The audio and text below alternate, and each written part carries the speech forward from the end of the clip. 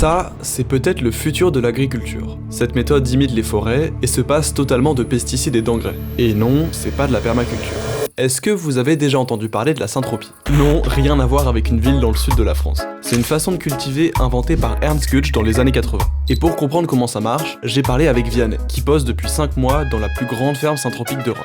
Avant tout, faut voir ce que c'est l'agroforesterie. C'est le mélange du coup d'agriculture et de forêt. Donc c'est de mélanger des cultures d'arbres et des grandes cultures. Du coup mettre, je sais pas, typiquement des rangées de bouleaux au milieu de champs de blé, genre. C'est ça, exactement. Faire ça, ça permet de créer un écosystème plus productif et plus résilient qu'un champ en monoculture. La syntropie, c'est encore un step plus loin. Imiter le fonctionnement d'une forêt, mais en version accélérée. L'idée, en gros, c'est d'organiser les plantes en strates, de créer des microclimats et de booster la biodiversité pour que tout le monde coopère.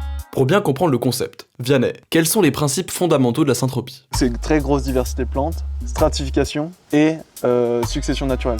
Bon, grosse diversité, je crois pas avoir besoin de vous expliquer. En revanche, la stratification, ça peut être intéressant qu'on s'y attarde un peu.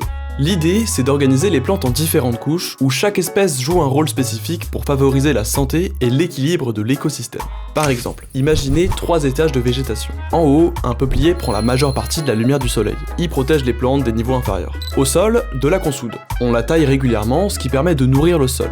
On obtient un paillis naturel, un genre de compost, qui permet notamment de conserver l'humidité et de réguler la température. Bref, il y a plein de petites fonctions comme ça que chaque plante peut apporter pour améliorer le système.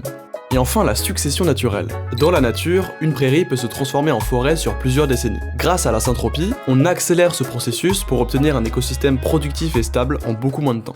Dans un premier temps, c'est les mauvaises herbes, puis ensuite, c'est les arbres pionniers, donc les peupliers, les bouleaux, etc., etc.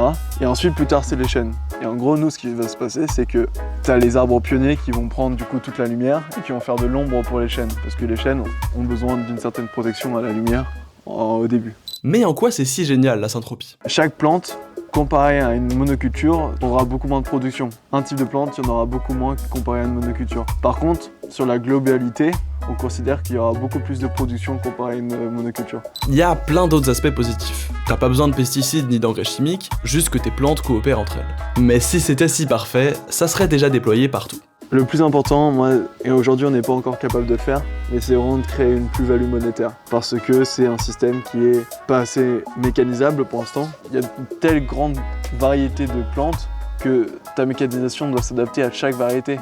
Chaque variété ne veut pas amener des fruits au même moment, mais aujourd'hui, je ne dirais jamais à un fermier de faire de la syntropie. Enfin, ça demande une main-d'œuvre énorme. Et vous pensez que la syntropie est viable pour nourrir tout le monde?